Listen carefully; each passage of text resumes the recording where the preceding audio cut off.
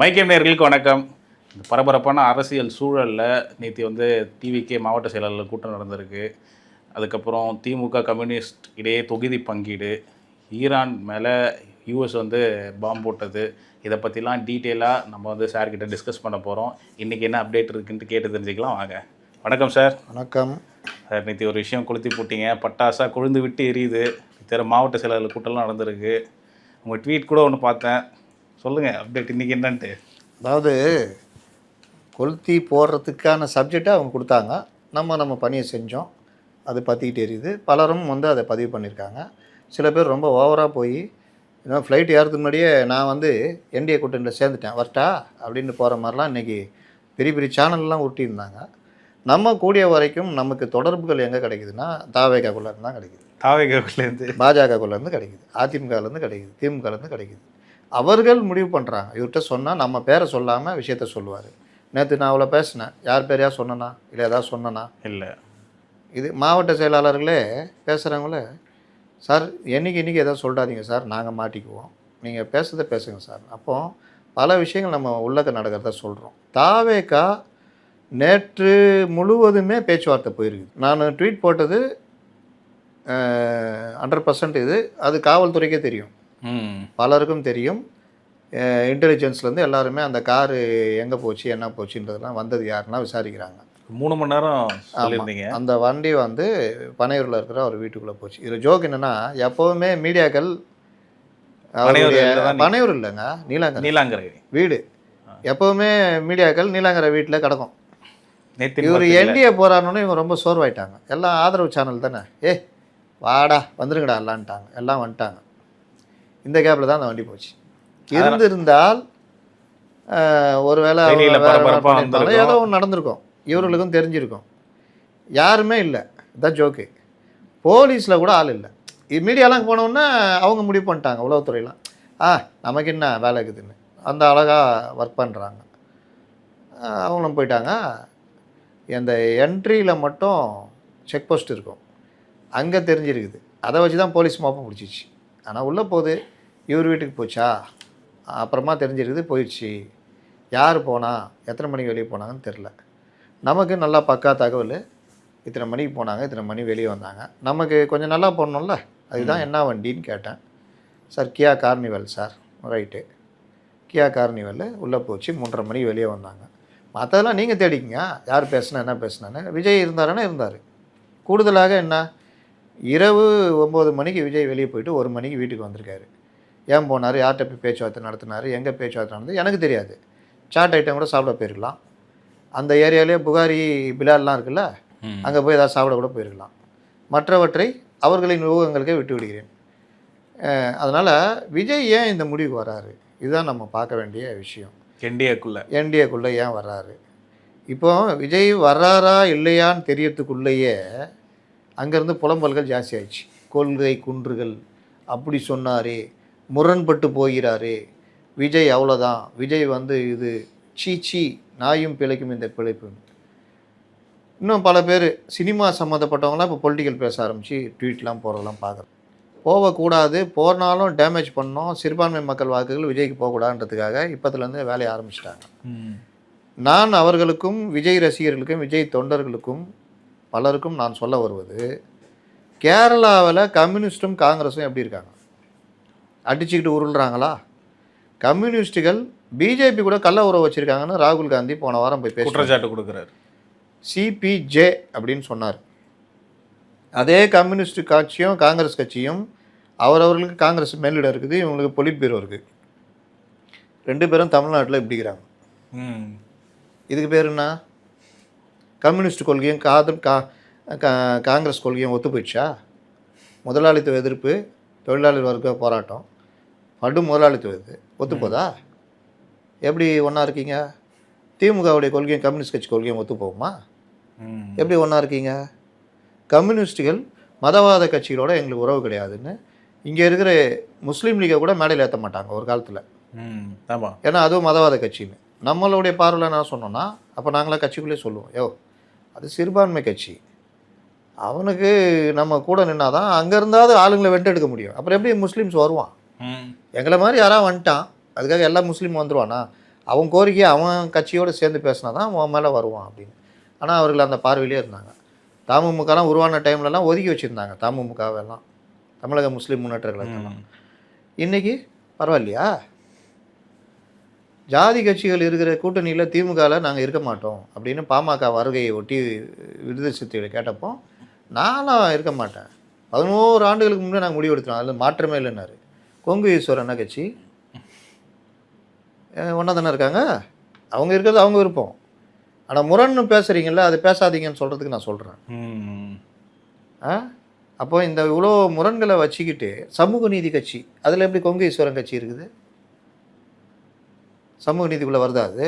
ஜாதி ஆணவ கொலையை கொங்கு ஈஸ்வரன் ஆதரிப்பாரா எதிர்ப்பாரா? அப்போ இந்த மாதிரி முரண்களுடைய மொத்த உருவமாக இருந்துக்கிட்டே உருட்டிக்கிட்டு இருக்கிறாங்க. கொள்கை அணி, கொள்கை என்று வந்து விட்டால் நாங்கள் எல்லோரும் ஒன்றா இருப்போம். என்ன ஒத்த கொள்கை உடையவங்களாம். ஒத்த கொள்கை இருந்தால் ஏன் கட்சி தனித்தனியாக வச்சுருக்கீங்க, ஒன்றா சேர்ந்துருங்கன்னு சொல்லி எடப்பாடி கிண்டல் அடிச்சிருந்தார். ஒத்த கொள்கை ஒரே கொள்கை என்னென்னா ஆதாயம், அவ்வளோதான். நீ எதாவது சம்பாரிச்சிக்கோ, பார்த்துக்கோ, நான் எதுவும் கேட்க மாட்டேன், ஜனங்களை பற்றிலாம் கவலைப்பட மாட்டேன், என் மான மரியாதை போனாலும் பரவாயில்ல. இன்றைக்கி அந்த நிலைமை தானே இருக்கிறாங்க. அப்போ எப்படி நீங்கள் விஜய் கை நிட்டுறீங்க? கேட்டால் விஜய் பாசிசம்னா இது பாயாசமானு கேட்டார் அவர். நீ பண்ணுறது யோக்கியமானு தான் கேட்டார் அவர்.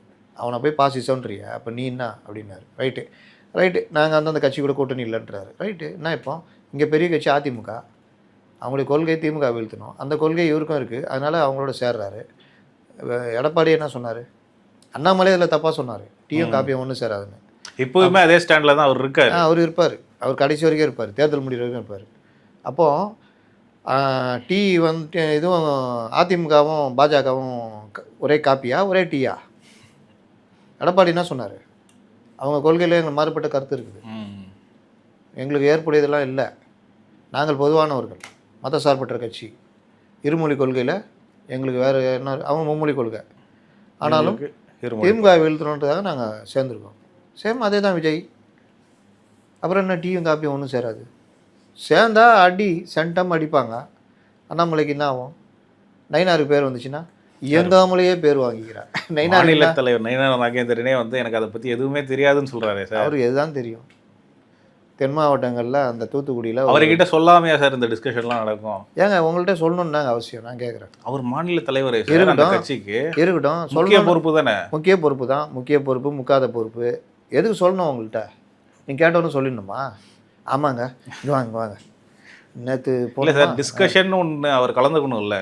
எந்த டிஸ்கஷனில்? இல்லை இந்த முடிவெடுக்கிறதுல ஒவ்வொன்றுக்கும் ஒவ்வொரு ஸ்டேஜ் இருக்கும். எடப்பாடியும் அமித்ஷாவும் பேசி அதிமுக பாஜக சேர்ந்ததில் அண்ணாமலை இருந்தாரா? தெரியவே தெரியாது அண்ணாமலைக்கு. நான் மனசாட்சிப்படி ஆச்சா பூச்சானுக்கு ஊட்டியிருந்தார், அங்கே கையெழுத்து போட்டிருந்தாங்க. அப்புறம் எடப்பாடி வந்தா பிறகு தான் இவருக்கே தெரியும், இது பண்ணட்டும், நான் வந்து தனி மனிதர்கள் இது அப்படி இப்படின்னு உருட்டினார். இவர் தலைவர் பதவி போய் நாங்களாம் ட்வீட் பண்ணியிருந்தோம், விசாரிச்சா போகுது நயினாரை கொண்டு வர போகிறாங்கன்னு. அப்போ முடிவு அவங்களே எடுக்கிறாங்க. இவரோட ரோல் என்ன சார்? தேசிய கட்சிகள் அப்படி தான். இங்கே கட்சியை வளர்க்குற வேலை பண்ணு, அண்ணாமலை பண்ணார்ல, அதான் ரோலு. நயினார் பண்ண மாட்டேங்கிறாருல, அதான் ரோலு. அண்ணாமலை பண்ணதை நீங்கள் பண்ணுங்கள், அதான் ரோலு. கட்சியை வளர்க்குற வேலையை பாருங்கள். அன்றைக்கி காங்கிரஸை கூப்பிட்டு லெஃப்ட் ரைட் வாங்கினாங்கல்ல ராகுல் எல்லாம், கட்சியை வளர்க்குற வழியை காணோம், உக்காந்து கூட்டணி கட்சி கூட சண்டை போட்டுனுக்கிறீங்க. ஏதாவது கட்சி வளர்த்த வேலை பண்ணீங்களா அப்படின்னு. அதே தான் பிஜேபிக்கும். யாராவது கட்சி வளர்க்குற வேலையை பண்ணுறாங்களா? அண்ணாமலை இருக்கிறமாலும் பொதுமக்கள் மத்தியில் கட்சியை கொண்டு போகிற வேலையெல்லாம் பண்ணார். ஆனால் அவர்கிட்ட இந்த கரகம் இருக்குது, இந்த பிரச்சனை இருக்குது. தென் மாவட்டத்தில் அந்த குழந்தை கொல்லப்பட்டிருக்கு, 17 வயது சிறுமி. அங்கே போடுவீங்களா? திருப்பதி கோயிலுக்கு போவீங்களா? அங்கே தான் போகணும். நீங்கள் சாதாரணமாக நயினார் நாகேந்திரன் வந்து போனீங்கன்னா நான் கேட்க மாட்டேன். ஆனால் நீங்கள் ஒரு கட்சியுடைய மாநில தலைவர், மொதல் வேலையாக அங்கே போய் அந்த குடும்பத்தோடு நின்றுக்கணும். கஷ்ட காலத்தில் நிற்கினா மதிப்பான். எதிர்கட்சிக்கு வேறு என்னங்க வேலை இருக்குது? திமுக 2019, 21 அவங்க ஒர்க்கு பாருங்கள், வேறு லெவலில் இருக்கும். கனிமொழி போகிறாங்கல்ல, பிரச்சனை ஆயிடுச்சு, இருந்தாலும் போகலான்னு சொல்லிட்டு போகிறாங்கல்ல, உங்களுக்கு போகிறதுக்கு என்ன? அதிமுகலையும் சொல்கிறேன், அந்த ஏரியா அமைச்சர் சண்முகநாதன் இன்னொருத்தர் 2 பேரும் மத்தியானம் இல்லாமல் போகிறாங்க. இதுதான் பிரச்சனை. செந்தில் பாலாஜி பாருங்கள், 41 பேர் இறந்தோன்னு ஹாஸ்பிட்டலில் இருந்தார். அன்றைக்கி இவங்க எப்படி போனார்? எப்படியோ வந்தாரா இல்லையா, எப்படி வந்தாருன்னு கேட்குறேன். அதான் ஒரு கட்சி தலைவனுடைய ஒரு கேடருடைய ஒர்க்கு. வந்தவொடனே வர்றாங்கல்ல, அதான் இந்த ஒர்க்கு இருக்கிறவன் ஜெயிப்பான். செந்தில் பாலாஜி நீங்கள் வேறு என்ன விஷயத்த சொன்னாலும் நான் இதில் சொன்னால் ஒத்துக்கவே மாட்டேன். செந்தில் பாலாஜி ஒர்க்கு வேறு லெவலு. சேகர் பாபு வேறு லெவல் ஒர்க்கு. அவங்களுடைய முனைப்பு தான் அவங்கள அந்த இடத்துக்கு கொண்டு வந்து நிறுத்திருக்குது. தப்போ ரைட்டோ அந்த முனைப்பு இருக்குல்ல, அதை தான் நம்ம பார்க்கணும். நீ மாநில தலைவர் பிஜேபிக்கு இன்னும் மரியாதைன்றீங்கன்னா என்ன மரியாதை பண்ணுறீங்க? நீங்கள் என்ன உங்களை கொண்டு வந்து உட்கார வச்சுருக்க கட்சிக்கு நீங்கள் என்ன மரியாதை பண்ணுறீங்க? அந்த கேள்வி இருக்குல்ல. மரியாதை பண்ணலன்ற பட்சத்தில் மாற்றலாம்ல சார், ஏன் அவங்களே வச்சுருக்கேன். இதுனா இதுவா எப்பா நல்லா இட்லி எடுத்துகிட்டு போ, பொங்கல் எடுத்துகிட்டு வான்றதுக்கு இல்லை கட்சிக்குள்ளேயே வந்து விரும்பலை அப்படின்ட்டு சொல்லி. கட்சிக்குள்ளே யார் விரும்பலன்னு சொன்னேன்? நான் எப்போ சொன்னேன்? அதாவது டிவிக்கே என்டிஏக்குள்ளே வரதை சொல்கிறேன். டிவிக்கு என்டிஏக்குள்ளே வரது அண்ணாமலையெல்லாம் விரும்பலை. அண்ணாமலை விரும்பலான்றத கணக்கு. அண்ணாமலை என்ன தமிழ்நாடு சொல்கிறேன். உள்ளே இப்படிலாம் அதுக்கு என்ன மாறுபட்ட கருத்து இருக்கேன்னு இருக்கட்டும். ஒரு கட்சினா மாறுபட்ட கருத்துன்னா அந்த கட்சி நல்லா இருக்குன்னு அர்த்தம். அதெல்லாம் கணக்கு இல்லை. உங்களுக்கு திமுக தோக்கடிக்கணும்னு நான் உட்காந்து பீகார் ஸ்டைலில் பண்ணிக்கிட்டு இருக்கிறாங்க. மாறுபட்ட கருத்தான் வச்சுக்கோ. ஒரு பேப்பரில் எழுதி போஸ்ட் பண்ணி அமித்ஷாக்கு அமுச்சு விடுங்க. ஜெயிக்கணும், எப்படி ஜெயிக்கிறோமா தான் மேட்ரு. அந்த வேலையை பண்ணுறாங்க, பண்ணிக்கிட்டே இருந்தாங்க. அண்ணனுக்கு யதார்த்தம் புரிய ஆரம்பிச்சிது. விஜய்க்கு யதார்த்தம் புரிய ஆரம்பிச்சிது. நேற்று நடந்த மாவட்ட செயலாளர் கூட்டத்துக்கு முன்னாடி என்ன நடந்ததுன்றதை பார்த்தா தான் மாவட்ட செயலாளர் கூட்டத்துடைய அர்த்தம் நமக்கு தெரியும். ஏதோ மாவட்ட செயலாளர் கூப்பிட்டாரு, அவங்களாம் கேட்டு உடனே வந்துட்டு அதெல்லாம் கிடையாது. இவர்களுக்கு வேட்பாளருக்கு ஆள் இல்லை. 50 பேர் கிடைக்கிறது கஷ்டமாக இருக்குது. 234 தொகுதி தனியாக நிற்கணும். இதில் இவர்களுக்கு இவர்களே தடைகளை ஏற்படுத்திக்கிறாங்க. 2 கோடி ரூபா ஒயிட்டில் டிடி எடுத்து கட்சி நிதியாக கொடுன்னு எவன் கொடுப்பான்? எந்த மாவட்ட செயலாளர் கொடுக்க முடியும்? அவன் வாழ்க்கையில் லட்சத்தை பார்க்காதவங்களாம் மாவட்ட செயலாளர் இருக்கான். அடிப்படையில் இருக்கிறவங்க கூலி தொழிலாளிகள், கம்பெனியில் வேலை செய்கிறவங்க, மத்திய தர வர்க்கம், இந்த மாதிரி மாவட்ட செயலாளர் இருக்கான். அவன் எங்கே போவான்? நீ செலவு பண்ணிக்கோ, நான் செலவு காசு தர மாட்டேன்னு சொன்னால் கூட எங்கேயா கடனை கொண்டு வாங்கி கட்சிக்காக செலவு பண்ணி கடனாளியாக போயிடுவான். நீ இங்கேயும் 2 கோடி ஒயிட்டில் கொடுத்துட்டு நீயும் செலவை நீயே பார்த்துக்கோன்னா அவன் எப்படி வருவான்? எம்ஜிஆர் கட்சி ஆரம்பித்தாருங்க, இல்லாதவர்களுக்கு கொடுத்தாரு. சில பேர் நல்லா இருக்கிறவங்கள 2 தொகுதியை பார்த்துக்க சொன்னார், மீதியை கட்சி கொடுத்துச்சு. செலவு பண்ணக்கூடியவங்கள நீங்களே செலவு பண்ணுங்கன்னாரு. கட்சி வளர்ந்துச்சு, ஆட்சியை பிடிச்சிச்சு. நீங்கள் உட்காந்துட்டு இந்த அடிப்படை ஞானம் கூட இல்லையே. எல்லாத்தையும் நீயே பார்த்துக்க, அவன் தள்ள தூக்கி போட்டால் அவன் என்ன பண்ணுவான்? இல்லை முடியலையா, யாரையா கூட்டுவா, என்ன இது? அப்போ அவன் எங்கே பண்ணுவான்? ஒரு பணக்காரனை கூட்டுவான். நான் அவன் யோசிப்பான்ல. நான் மாவட்ட செயலாளர் இருந்துக்கிட்டு ஊரில் இருக்கிற ஒரு ஒன்றுமே தெரியாத துட்டு மட்டுமே வச்சுருக்கிற ஒரு மங்குனியை கூட்டு வந்து கட்டி தாவேகா வேட்பாளர் நிறுத்தி அவனை ஜெயிக்க வைக்கிறதுக்கு நான் எதுக்கடா இருக்கணும்? நான் வந்தது விஜய் முதலமைச்சர் ஆக்கிறதுக்கு. எவனோ ஊருக்கு பேர் தெரியாதவன் பணம் வச்சுருக்கான்றது அவனை ஏற்றிட்டு நான் எதுக்கு இருக்கணும் அப்படின்ற எண்ணம் வரதில்லை. நேற்று தான் எதிரொலிச்சது. அப்போ இவர்களுக்கு வேட்பாளர் கிடைக்கல, எல்லாரும் ஒதுங்க ஆரம்பிச்சிட்டான். எனக்கு இந்த ஜென்மத்தில் பிராப்தம் இல்லை, நெக்ஸ்ட்டு ஜென்மத்தில் ஜாயின் பண்ணிக்கலான்னு ஒதுங்கிட்டேன்னு ஒரு படத்தில் சொல்லுவான் ஒருத்தன். அந்த மாதிரி நெக்ஸ்ட்டு தேர்தலில் ஜாயின் பண்ணிக்கலாம், இப்போ பிராப்தம் இல்லைன்னு ஒதுங்கலான்னு ஒதுங்கிட்டாங்க. அப்போ எங்கே போவாங்க அவங்க? கட்சியுடைய அடிப்படை கட்டமைப்பை அமைக்கலை. நீங்கள் இளைஞர் அணி, மாணவர் அணி, மகளிர் அணி, அந்த அணி இந்த அணி அதெல்லாம் வச்சா எங்கேயாவது ஆளுகள் கிடச்சிருப்பான். தொழிற்சங்கம் அது இதுன்னு. தொழிற்சங்கமே இல்லாத கட்சி தாங்க உலகத்திலேயே. அப்போ இந்த மாதிரி விஷயங்கள்லாம் பண்ணும் பொழுது நீ வெறும் மாவட்ட செயலாளர், அதுவும் மட்டத்தில் இருந்தவன், என்ன ஆச்சு? முடியல. அந்த நடைமுறையில் 50 பேர் 40 பேர் தானே. அப்போ என்ன 40 பேர் மீதி 184 பேருக்கு எங்கே போவீங்க? அசிங்கமாகிடும்ல. அப்போ என்ன செய்யலாம்? இப்போ தான் விஜய்க்கு முட்டுது. ஜான் போன்ற ஆளுகள் ஒரு லிஸ்ட்டு எல்லாம் தூக்கின்னு வராங்க. தூக்கி போடு. என்ன லிஸ்ட் அது? பாதி பேர் திமுகவில் இருப்போம். பார்சல் அங்கேருந்து பார்சல் கட்டி இங்கே. அதனால் விஜய் கொஞ்சம் உஷாரானார். அவருக்கு சில விஷயங்கள் சொல்லியிருப்பாங்க. கட்சி இப்படி தான் இருக்குது, எங்களுக்கு வந்து ஐபி ரிப்போர்ட் இது, டிஎம்கே இது மாதிரி பண்ண போகிறாங்க, உன் கட்சிக்குள்ளே இத்தனை பேர் ஸ்லீப்பர்ஸ் எழுதுகிறான், பார்த்துக்கோ, இங்கே வந்தனா இப்படி இருக்கும், என்னடா முதலமைச்சராக வந்தோமே இப்படி ஆகிட்டோம்னா நினைக்காத, நீ ஒரு காலத்தில் முதலமைச்சராக காலங்கள் இருக்குது. பவனா தான் சொன்னார், யோசிக்காத, என்ன பாரு, எங்கள் அண்ணனை பாரு, கட்சி ஆரம்பிச்சு 33 எம்எல்ஏ தப்பாக முடிவு எடுத்து லாஸ்ட்டில் காங்கிரஸில் கொண்டு போய் சேர்ந்தார். ஒன்றும் இல்லாமல் போயிட்டார். அவருக்கு வந்த கூட்டத்தில் பாதி கூட உனக்கு வரலை, அவ்வளோ பெரிய இது அவர். அங்கே இன்றைக்கி நான் வந்தேன், 2-3 தோல்வி பார்த்தேன், இந்த மாதிரி ஒரு முடிவு எடுத்தால் தான் முடியும்னு சேர்ந்தேன். இன்றைக்கி நான் துணை முதல்வர், என் கட்சிக்கு 2 எம்பி இருக்காங்க. இன்றைக்கி நேஷ்னல் லெவலில் எனக்கு ஒரு வேல்யூ இருக்குது, எனக்கு வயசு இருக்குது. நாளைக்கு இந்த கட்சி நான் இதில் தெலுங்கானாவில் டெவலப் பண்ணுவேன், தமிழ்நாட்டுக்கு வருவேன், என் கட்சியை டெவலப் பண்ணுவேன், நேஷ்னல் கட்சியை மாற்றுவேன். உனக்கும் வயசு இருக்குது, பண்ணு. இன்றைக்கி போய் நின்னா எதிர்கட்சி தலைவர் ஆகலாம். உன் வயசுக்கு 55 வயசில் நீ சிஎம் ஆகலாம். ட்ரை பண்ண, அவ்வளோதான். என்ன கெட்டு போகுது? இன்றைக்கி தான் நினச்சிக்கிட்டு இருக்காது, யோசின்னு ஆன்ட்டு கம்னு விட்டாப்புல. இப்போ நடைமுறையாக அவரை யோசிக்க வச்சுருக்கு. ஆகா முடிஞ்சிச்சிடா நம்ம கதைன்னு. அப்போ என்ன பண்ணலாம்? கூப்பிட்றா சித்தப்பாவை, சித்தப்பாட்ட பேசணும். டீம் வந்துச்சு, கியோ கார்னிவல் பேசி கீசி எனக்கு இப்படி வேணும் அப்படி வேணும், என்னை பற்றி தப்பாக நினச்சிக்குவாங்களே, ஒரு மண்ணும் நினைக்க மாட்டாங்க. கலைஞரே 5 வருஷம் எங்களோட இருந்துக்கிறாரு. இன்றைக்கி கார் டயர் பஞ்சர் ஆனாலே சனாதன சதின்னு பேசுகிற திருமாவளவனே எங்களோட தான் இருந்தார் 2001. 2002 கோத்ரா கலவரத்துலலாம் முட்டு கொடுத்ததில் திருமாவளவன் முதன்மையான ஆள். இலங்கை தமிழர்களுக்காக பேசிக்கிட்டே ராஜபக்சே போய் பாக்ஸ் வாங்கினாங்கல்ல. ஆமாம். அதோடவா மானங்கட்ட பொழப்பு வேணும்? வரமாட்டேன்னு சொன்னான்னா கட்டுறோம். இல்லை வேணாம் சார், உங்கள் நாட்டு விருந்தெல்லாம் வந்திருக்கேன், ஆனால் உங்கள்கிட்ட வாங்கிறதுக்கு என் மனசு ஒப்பலை, சொல்கிறதுக்கு தைரியம் வரல, வாங்கிட்டீங்களா சிரிச்சுக்கிட்டே, அது சிரிச்சுக்கிட்டே வாங்கிட்டு பேசியிருந்தாங்க. ஆனால் என்ன இப்போ நடத்தின துரோகி என்ன பண்ணுறது? அப்போ இந்த மாதிரி விஷயங்களில் இவர்கள் இதெல்லாம் இருந்தாங்க. அதனால் நீங்கள் அதெல்லாம் பார்க்காதீங்க. அரசியல் இதெல்லாம் சகஜம். நீங்கள் 1 ஸ்டெப் பேக் வந்துட்டு பாய போகிறீங்க, பார்த்துக்குங்க. நாளைக்கு வந்தீங்கன்னா நீங்கள் இது எனக்கு துணை முதல்வர் இது வேணும் அதெல்லாம் பேசிக்கலாம். துணை முதல்வர்லாம் தரமாட்டார், அவர் மெஜாரிட்டி வந்து தரமாட்டார். அவர் வந்து இதுதான் எது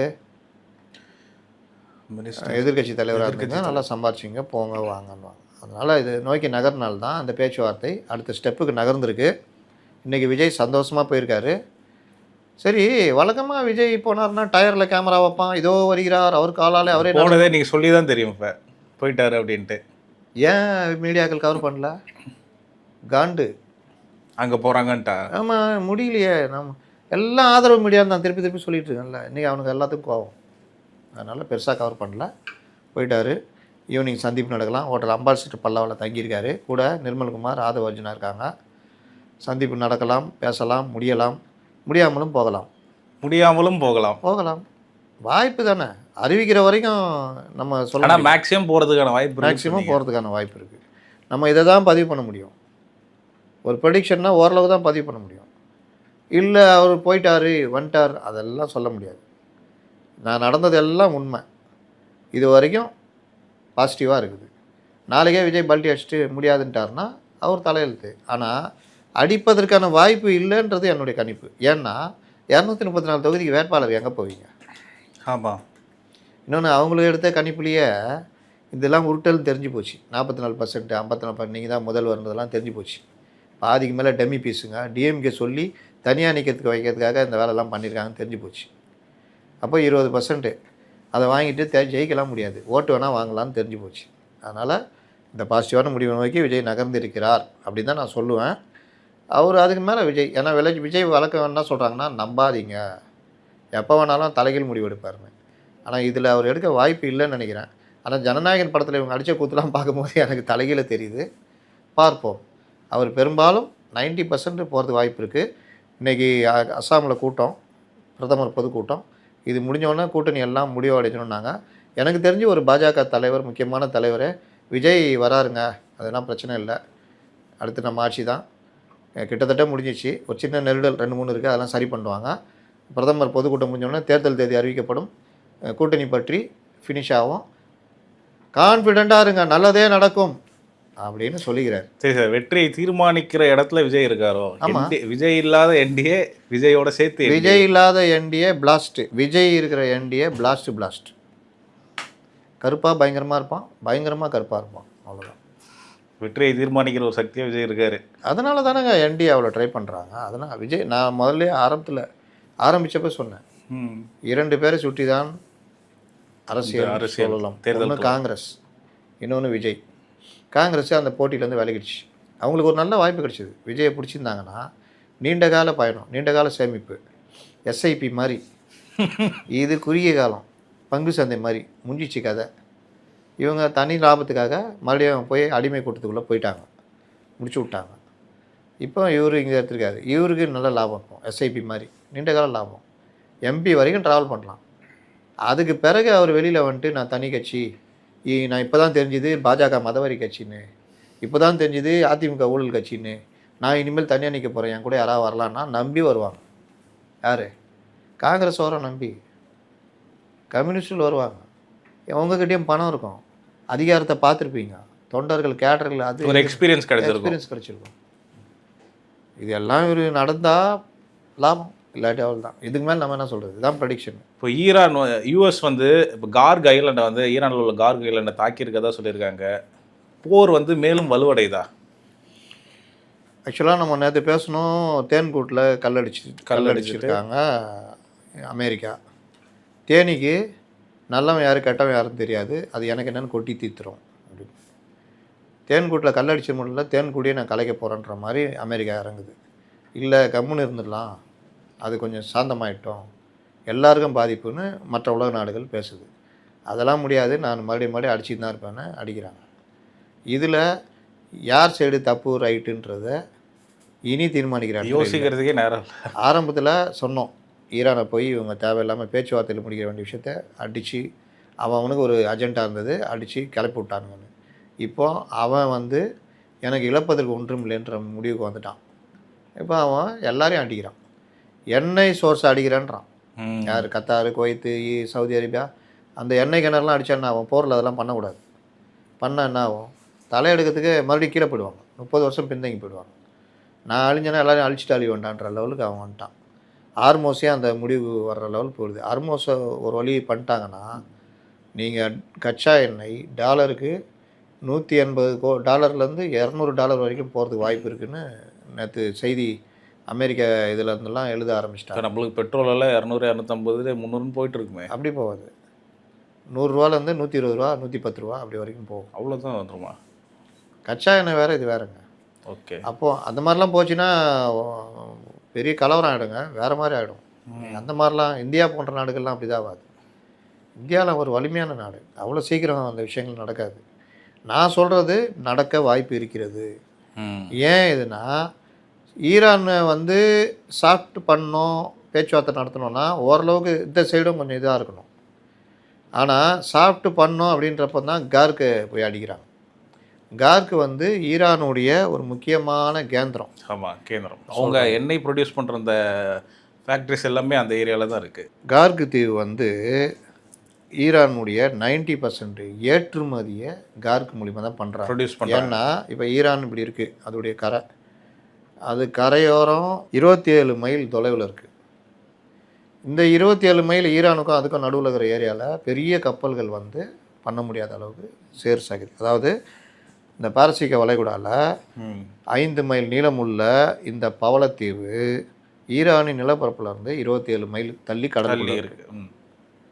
ஈரானுடைய மத்திய மேற்கு பகுதிகளில் உள்ள எண்ணெய் வயல்களில் இருந்து வரும் குழாய்கள் இந்த தீவில் தான் வந்து கனெக்ட் ஆகுது. இது முதல்ல இப்போ என்ன பிரச்சனை, கார்க்கு அடிக்கிறார் இவர் ட்ரம்ப்னா, இதை உருவாக்குனதே அமெரிக்கா தான். அன்னைக்கு இருந்த ஷா கவர்மெண்ட் இல்லை, ஆமாம், அப்போ ஒன்றாதானே. அப்போ வந்து அமெரிக்கா ஃபுல் டெக்னாலஜி கொடுத்து அந்த என்ன கம்பெனினா அமோகோ, AMOCO, அந்த கம்பெனி தான் அமோகோ மூலிமா தான் அந்த இதெல்லாம் நிறுவி எல்லாம் பண்ணி கொடுத்துருக்காங்க. 79 புரட்சி வந்ததில் இந்த இஸ்லாமிய கொமைனி தலைமையில் உக்காந்துச்சுல்ல, ஷாவை ஓட விட்டாங்கல்ல, அந்த இதில் இதை பிடிச்சிட்டாங்க. இது அவங்க தானே, ஈரானே அவன் கையில் வரும்போது இதே கார்க்கு தீவும் அவன் கையில் வந்துச்சு. அப்போ ஒரு வாய்க்கா தகராறு இருக்கா? அப்போ இவங்களுடைய குறிக்கோள் என்ன, ஈரானில் தலைமை மாற்றுறது, அந்த மக்களுக்கு நியாயம் கிடைக்கிறதா, இல்லை கார்க்கு தீவில் இருக்கிற பெட்ரோலியம் தான், ஜியோ பாலிடிக்ஸ் தான். இதில் என்ன, அதனால தான் அதை அடிக்கல, அதை மட்டும் அடிக்கல அப்படின்னு சொல்லியிருக்காரு. அதில் என்ன விஷயம்னா, ஈரானுடைய அதை நான் சொன்னல, பெரும்பாலான கடற்பகுதிகள் ஆழமற்றவை, பெரிய கப்பல்லாம் வர முடியாது, மாட்டிக்கும், சேறு நிறைந்தவை என்பதால் மிகப்பெரிய கச்சா எண்ணெய் கப்பல்கள், டேங்கர்ஸ், பில்லியனில் லட்சக்கணக்கான லிட்டர்ஸ் எடுத்துகிட்டு போகலாம், வர முடியாது. ஆனால் கார்க்கு தீவு ஆழமான கடல் பகுதிக்கு அருகில் அமைந்துள்ளதால் 27 மைல் தள்ளி இருக்கிற கார்க்கு தீவு ஆழமான கடல் பகுதி நடுவில் இருக்கான். அதனால் அதை ஒரு பெரிய போர்ட்டாக மாற்றி எண்ணெய் சுத்திகரிப்பு, அந்த எண்ணெய்கள்லாம் இது பண்ண எண்ணெயை அங்கே கொண்டு போயிட்டு அங்கேருந்து கப்பல்களை ஏற்றுமதி பண்ணலாம், செல்ல முடியுது. செயற்கைக்கோள் படங்களின்படி தீவின் கிழக்கு கரையில் பிரம்மாண்ட கப்பல் தளங்கள், லோடிங் ஜெட்டிஸ் அப்படின்றாங்க இருக்குது. தினசரி இங்கேருந்து 13 லட்சத்துலேருந்து 16 லட்சம் பேரல்கள் வரை எண்ணெய் சப்ளை தீவு வழியாக சப்ளை ஆகும். அமெரிக்கா தாக்குதலை எதிர்பார்த்து போன பிப்ரவரியிலேயே இவன் ஒரு நாளைக்கு 30 லட்சம் பேரலாக இன்க்ரீஸ் பண்ணி சேமிச்சு வைக்கிறது. முன்னாடியே முன்கூட்டியே. ஆமாம், உயர்த்தியதாக ஜேபி மோர்கன் சொல்லிட்டு ஈரான் பேங்க் அது நம்ம இது மாதிரி தெரிச்சிரு. இதில் இப்போ அங்கே எவ்வளோ இருப்புன்னு பார்த்தா 1.8 1.8 கோடி 1 கோடியே 80 லட்சம் பேரல் எண்ணெய் அங்கே இருக்குது. அவசர கால இருப்பாக அந்த தீவில் இருக்குது. அதனால தான் அடிக்கலை. இது அமெரிக்காவுக்கு அப்படி லம்பாக கிடச்சதுன்னா. வெள்ளை மாளிகையுடைய திட்டம் ஆக்சோசியஸ் அந்த அந்த அந்த இதழுடைய அறிக்கையின்படி கார்கு தீவை கையகப்படுத்துவது. அதுதான் அமெரிக்காவோட பிளானாக இருக்குது. இதுதான் அதிகாரிகள் ஆலோசிச்சுட்டு வராங்க. அதான் சத்தம் இல்லாமல் அதுக்காக தான் இந்த வார். வேறு என்ன சொன்னால் கோச்சிக்குவாங்க. அமெரிக்க பாதுகாப்பு செயலர் பீட்டர் ஹெக்ஸத் ஈரானை தரைப்படை மூலம் தாக்குவதற்கான வாய்ப்பை நிராகரிக்கலை. இருந்தாலும் அந்த பிராந்தியத்தில் போய் ஒன்றும் பண்ண முடியாது அப்படின்றாரு. கார்கு தீவுடைய எண்ணெய் விநியோகம் நேற்று நைட்டு அடிச்சிருக்காங்க. ஃபுல்லாக அங்கே ஆயுதங்களை அடிச்சிட்டாங்க. அவர் பெரிய ட்வீட் போட்டிருக்காரு. யார்? ட்ரம்ப்பு. நாங்கள் வந்து எங்களுடைய சமாதான ஜனநாயக அது இதில் இந்த கார்கு தீவை அடிச்சிட்டோம், இதுவரையிலும் அடிச்சிட்டோம். ஆனால் இந்த கச்சா எண்ணெய்க்கு நாங்கள் மனிதாபிமான அடிப்படையில் அதை தொடலை. ஏன் தொடலைன்னா மனிதாபிமானம். ஆனால் ஆர்மோஸில் வேலை ஏதாவது காமிச்சாங்கன்னா எங்கள் மனிதாபிமானத்தை இப்போ மறுபரிசீலனை செய்வேன். ஆர்மோஸ் என்ன பிரச்சனைனா, ஆர்மோஸ் அந்த ஒரு பகுதி மட்டும் 3 மைல் தான் அகலம். அது ஒரு குறுகிய பெண்டு மாதிரி இருக்கும். அங்கே அமெரிக்காவுடைய வார்ஷிப் இருக்குல்ல, எது இவங்கெல்லாம் உருட்டின்னு இருக்காங்கல்ல, ஆப்ரஹாம் லிங்கன் அடித்து உடைச்சிட்டோம், பொத்தல் போட்டோன்னு. அது நல்லா அருமையாக இருக்குது. அது அணுசக்தி கப்பல். அது அந்த இடத்துல ஆப்ரஹாம் லிங்கன் வார்ஷிப் போக முடியாது. அது ஒரு மினி தீவு. அது வார்ஷிப்பு ஒரு 300-400 ஃப்ளைட் இருக்குது, 5000 ஒர்க்கர்ஸு வீரர்கள் கூட 4-5 கப்பல் சைட்லலாம் போகும். அப்போ அது அங்கே போயெல்லாம் திரும்பலாம் முடியாது, அங்கே போய் பாதுகாப்புக்கு நிறுத்த முடியாது. இருந்தாலும் இந்த சைடில் பாரசீக வளைகுடாலாம் நிப்பாட்டி வச்சுருக்காங்க. நேராக போய் தரை வகையாக அடிக்க முடியாது. அந்த அந்த ஹார்மோஸுடைய தரைப்பகுதி இருக்குல்ல, மலைக்குன்றுகளில் ஏகப்பட்ட இது வச்சுருக்காங்க. அண்டர் கிரவுண்டில் 500 மீட்டர் ஆழத்தில் தயாரிச்சிருக்காங்க. அதனால் நீங்கள் தரை வழியாகவோ எதுவும் போய் பண்ண முடியாது. எங்கே வச்சுருக்காங்கன்னா கண்டுபிடிக்க முடியல. நீ போய் ஹார்மோஸை டைரெக்டாக எதாவது பண்ணனா அவன் கன்னி வெடி வச்சானா அப்புறம் ஹார்மோஸை பயன்படுத்த முடியாத அளவுக்கு போயிடுமா. கன்னி வெடி கப்பல், கன்னி வெடி இதுன்னு போட் மூலியமாகவே வச்சு அடிப்பாங்களாம்.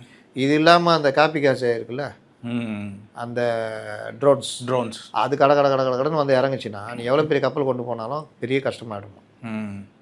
நீங்கள் தரையில் போய் இறங்கி சண்டை போட முடியாது அவன்கிட்ட. இந்த பிரச்சனைனால ஹார்மோஸ் இதில் இப்போ இன்னொரு பிரச்சனை நான் சொல்கிறேன். ஹார்மோஸில் இந்தியா பேச்சுவார்த்தை நடத்தி கிட்டத்தட்ட எல்லாம் முடிஞ்சு நம்ம கப்பல் 2 கப்பல் அங்கே இருக்குது, வார்ஷிப்பு அவங்கள கூட்டு வரத்துக்கு. அந்த இடத்துல போயிட்டு இவங்க இந்த மாதிரி பிரச்சனைலாம் பண்ணால் நாளைக்கு பெரிய பிரச்சனை ஆகிடுச்சுன்னா ஷட் டவுன் ஆகிடும் வர்றது. அப்படி ஈரான் தூதர் சொல்லியிருக்காரு, இந்தியா நட்பு நாடு தான் அப்படின்ட்டு இப்போது சொல்லியிருக்காரு. இதை சொல்லிக்கிட்டே இந்த வம்பு இழுத்துட்டு இருக்கிறாங்க. நீங்கள் ஈரான் இந்த மாதிரி பண்ணிங்கன்னா அவன் இன்னும் பைத்தியம் பிடிச்சிச்சுன்னா நீங்கள் ஹார்மோஸ் இல்லை எதுலேயுமே நீங்கள் வர முடியாது. அந்த சைட்லேருந்து எல்பிஜி வரதெல்லாம் பெரிய பிரச்சனை ஆகிடும். அதுக்கு தான் உள்நாட்டிலேயே எல்பிஜியை 33% இன்னும் இன்க்ரீஸ் பண்ணிட்டு அமெரிக்காவில், ஆஸ்திரேலியாவில், மற்ற நாடுகள்லேருந்து வாங்குறதுக்கு ஏற்பாடு யூரோப் ஆப்ரிக்கன் கண்ட்ரிஸ்லாம் ஏதாவது பண்ண முடியுமான்னு பார்த்துக்கிட்டு இருக்கிறாங்க. ப்ளஸ்ஸு பெட்ரோலியம் வந்து ரஷ்யா மூலிமா வருது. இப்போ ரஷ்யாவும் இன்றைக்கி ஒரு கமிட்டி கூடுது பெட்ரோல் விலையை நிர்ணயிக்கிறதுக்கு. நமக்கு தான் சலுகை விலை. இப்போ நம்மளுக்கும் நேரம் பார்த்து இப்போ $10 ஒரு பேரலுக்கு ஏற்றுனாங்கன்னா 60 மில்லியன் பேரல் வருது ரஷ்யா. 60 மில்லியன் × $10 ஏற்றிக்கிங்க, கணக்கு போட்டுக்குங்க. அப்போ நம்மளுடைய இங்கே பெட்ரோல் விலை 100 ரூபாலேருந்து 112 ரூபா வரைக்கும் விலை உயரத்துக்கு வாய்ப்பு இருக்குது. இந்த போர் அப்படியே தொடர்ந்து இந்த ஹார்மோஸ் பிரச்சனை இதெல்லாம் தீரலைன்னா, இல்லாட்டி கட்டுக்குள்ளே வச்சுருப்பாங்க. இதுதான் இன்றைக்கி ஈரானுடைய நிலைமை. இதை யார் நிறுத்துவதுன்றது இப்போ யார் கையிலும் இல்லை. சரி அப்படியே இங்கே வந்தோன்னா அறிவாலய யுத்தம், ஈராக் யுத்தம் மாதிரி சிபிஎம், சிபிஐ, இடதுசாரிகள் இந்த தொகுதி பங்கீடு வந்து திமுகவும் கம்யூனிஸ்ட் கட்சிக்கும் இழுபறியாக போயிட்டுருக்கு. லாஸ்ட்டாக 6 தொகுதிகளில் போட்டிக்கிட்டோம், அதுவே அதை விட குறைச்சி ஒரு தொகுதி கொடுக்குறோம் அப்படின்னு சொல்கிறாங்க. அது இந்த இழுபறி போயிட்டுருக்கு. அவர் கூட சொல்லியிருக்காங்க, காங்கிரஸுக்கும் டிஎம்டிகேக்கும் இவ்வளோ கொடுத்துருக்கீங்க, அப்புறம் எங்களுக்கு மட்டும் தர மாட்டேங்க அப்படின்னு ஒரு கேள்வி வரும். ஊருக்குள்ளே ஒரு மானஸ்தான். சிபிஎம்மு இன்றைக்கி வந்து சண்முகம் சொல்லியிருக்காரு, எங்களுக்கு அதிக தொகுதிகள் வேண்டும், மதசார்பற்ற ஒரு இது அமையணும், மதவெறியை எதிர்த்து சண்டை போடணும் அப்படின்னா எங்களையும் நீ கவனிக்கணும். நாங்கள் வலுவாக இருந்தால் தான் அது நடக்கும்ன்றாரு. அதான் உண்மை. இடதுசாரிகள் வலுவாக இருந்தால் தான் பாஜக எதிர்க்க முடியும். திமுகலாம் அந்த அந்த இதெல்லாம் இருக்காது. காங்கிரஸும் இடதுசாரிகள் இருந்தால் தான் பாஜக எதிர்ப்பு. மற்ற யார் இப்போ விடுதலை சிறுத்தைகள் கூட திடீர்னு சேர்ந்துருவாங்க. மற்ற கட்சிகள் பற்றி கொங்கு ஈஸ்வரெலாம் கவலையப்படாமல் போய் சேர்ந்துருவார். அப்போ இந்த இது வேண்டும் அப்படின்னா எங்களுக்கு உரிய மரியாதை வேணும். டபுள் டிஜிட் நாங்கள் கேட்டுக்கிட்டு இருக்கிறோம். அது என்ன அந்த அம்மா கொடுக்குறீங்க, எங்களுக்கு கொடுக்காம இருக்கீங்க. எவ்வளோ நாள் சிலுவை சுமந்துக்கிறோம். எங்களுடைய பர்சன்டேஜ் 2, அவங்க பர்சன்டேஜ் 0.5 கூட இல்லை. அப்போ அவங்க ராஜ்யசபா இதுனா என்ன இது? ஒரு கண்ணில் வேணா ஒரு கண்ணில் சுண்ணாம்பு. இன்னும் நாங்கள் யார்? உனக்கு அடையாளம் கொடுத்தவங்க. 2018 அப்பா இறந்து நீ தனியாக நின்னப்போ நாங்கள் எல்லா இதையும் மறந்துட்டு மக்கள் நல கூட்டணி அப்படியே வந்து ஆதரவு கொடுத்தோம். காங்கிரஸு கூட இருந்துச்சு.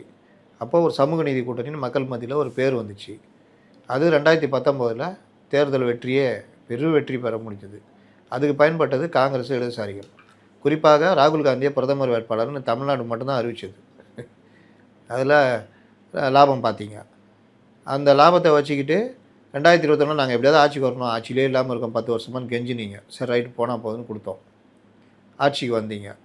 ஆனால் என்னமோ நீங்கள் தான் எங்களுக்கு சகாயம் பண்ணுற மாதிரியும் நாங்களாம் ஒன்றுமே இல்லை உங்களை நம்பி இருக்கிற மாதிரியும் ஒரு எண்ணத்தை உருவாக்குறீங்க. ஆட்சி மூலியமாக சம்பாதித்த அபரிதமான அந்த மாதிரி விஷயங்கள்லாம் எங்களுக்கு எதிராக பயன்படுத்துகிறீங்க. எங்களை இன்னும் மட்டம் தட்டி அங்கே பாரு பிஜேபி அதிமுகவை இது பண்ணுது, கபலீகரம் பண்ணுது, அடிமை அதிமுக, அமித்ஷா திமுக இப்படிலாம் கை காமிச்சிக்கினே இந்த ஒரு ப்ராங்க் பண்ணுவானுங்க. இப்படியே வருவான், ஒருத்தன் சாப்பிட்டுன்னு இருப்பான், அப்படின்னுவான். அவன் ஒன்று அப்படியே பார்ப்பான், இவன் இதை எடுத்துன்னு சாப்பிட்டு போயினே இருப்பான். அவன் அதெல்லாம் அப்படியே பார்த்துட்டு இருப்பான். என்ன எதோ இங்கே பார்த்தா தட்டில் ஒன்றும் இருக்காது. சேம் அதே பேட்டர்னு. அங்கே பார் அடிமை அதிமுக, அமித்ஷா திமுக கபலீகரம் செய்கிறார். இது இவங்க எல்லாம் இப்படியே பார்த்துன்னு இருக்கிறாங்க. இங்கே ராவிட்டாங்க 4 சீட்டு 5 சீட்டு. மதிமுக கதி தான் மானங்கட்ட கதியாக இருக்குது. 1 சீட்டு. இதுக்கு 6 பேர் தீ குளிச்சாங்களே, அவன் தான் உண்மையிலே மானஸ்தான். 6 பேர் செத்து போனவன் இவரை விரட்டினதுக்காக. 1 சீட்டுக்கு அனுப்ப போய் அவ்வளோ கேவலமாக போயிடுச்சு. அப்போ என்ன, சில ஆதாயங்கள். கம்பெனி நல்லா நடக்கணும். கம்பெனி தானே அது மதிமுக. அப்போது இந்த மாதிரி ஒவ்வொரு விஷயத்துலையும் இவர்கள் இறங்கி இறங்கி இறங்கி அவர்கள் ஒரு தலைமையில் ஏறி உட்காந்துட்டு இருக்காங்க. எங்களால் தான் நீங்கள் இல்லாட்டி போ அப்படின்னு. இப்போ போனால் வெளியே ஆளே கிடையாது. ஆமாம், பெரிய பள்ளம். பழையபடி பள்ளம். இப்போ போகிறதுக்கு கூட. ஆனால் பள்ளத்தில் விழுந்தாலும் பரவாயில்லடா, போகிறோம்டா, வாங்கடா எல்லாம் வெளியே, நம்ம மக்கள் நல கூட வெளியே வாங்கினா என்ன கதியாகும் திமுக. கண்டோம், ஏற்கனவே கண்டோம், இதில் இன்னொரு கண்டோம். எப்படி இருந்தாலும் இந்த இவங்க என்ன தான் அடிச்சின்னு குடிச்சின்னு 6 சீட்டு 4 சீட்டுனாலும் விஜய் அங்கே போயிட்டா மொத்தமே 34 32 சீட்டு ஜெயிச்சாங்கன்னா பெரிய விஷயம். இதுக்கு இந்த அடி. அதனால் பல சுவாரஸ்யமான சம்பவங்கள்லாம் இருக்குது. தொடர்ந்து பேசுவோம். மீண்டும் ஒரு நேர்காணல சந்திப்போம். நன்றி சார்.